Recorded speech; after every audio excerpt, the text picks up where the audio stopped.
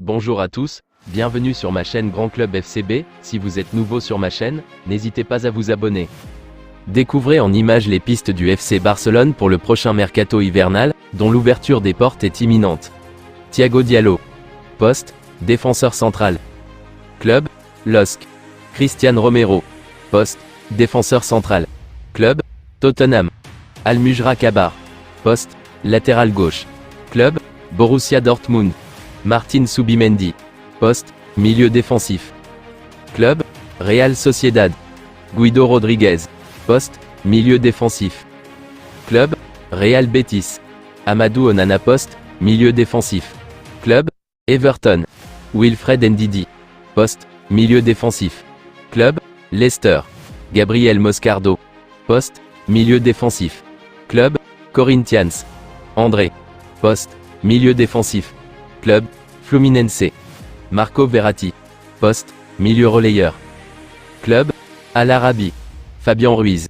Poste, milieu relayeur. Club, PSG. Giovanni Lo Celso. Poste, milieu relayeur. Club, Tottenham. Arthur Vermeeren. Poste, milieu relayeur. Club, Royal Antwerp. Lucas Bergwall. Poste, milieu relayeur. Club, Dur Gordon. Claudio Echeverri. Poste, milieu offensif. Club, River Plate. Jadon Sancho. Poste, ailier gauche. Club, Manchester United. Samuel Lino. Poste, ailier gauche. Club, Atlético Madrid. Carlos Soler. Poste, milieu relayeur. Club, PSG. Ça y est, 2024 est arrivé.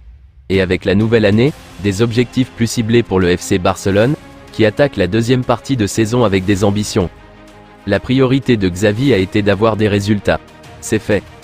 Ce serait bien désormais que l'ancien milieu, dépositaire du beau jeu à son époque, instille quelques principes fondamentaux à ses troupes car, trop souvent, on s'ennuie à regarder les Blaugrana. Pedri, Gavi, Ter Stegen, Koundé, Araujo, De Jong, on en oublie certainement. Depuis le début de la saison, le FC Barcelone a eu un nombre incroyable de blessés.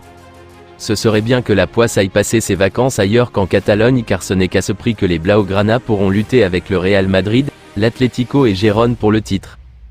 Gavi est out pour le reste de la saison et Ter Stegen espère revenir en janvier après son opération du dos. Champion d'Espagne en 2023, le Barça a confirmé son retour au sommet après 2 années de troubles dus à ses déboires financiers. Mais vient maintenant l'heure de la confirmation. Sachant que la Coupe du Roi ou la Supercoupe d'Espagne ne sont que des faire-valoir, sachant que la Champions League est un objectif trop élevé pour le FCB, il ne reste que la Liga pour enrichir l'armoire à trophées. Mais la concurrence est redoutable cette saison avec les 2 géants de Madrid plus la surprise Gérone. L'été prochain, encore, il devrait être limité dans sa capacité de recrutement.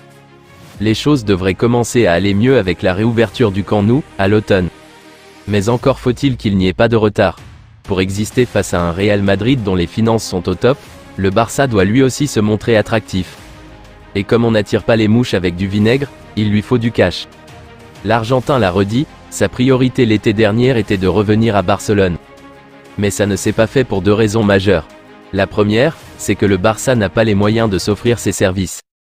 Et quand bien même Messi aurait été disposé à faire un effort, il en veut toujours à Joan Laporta d'avoir fait sa campagne présidentielle de 2021 sur la promesse de le prolonger, ce qu'il n'a finalement pas fait.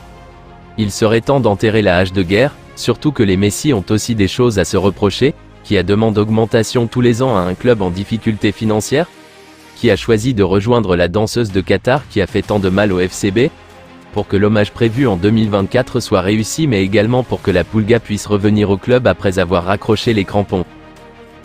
Je vous remercie d'avoir regardé ma vidéo, n'hésitez pas à vous abonner pour plus de contenu similaire.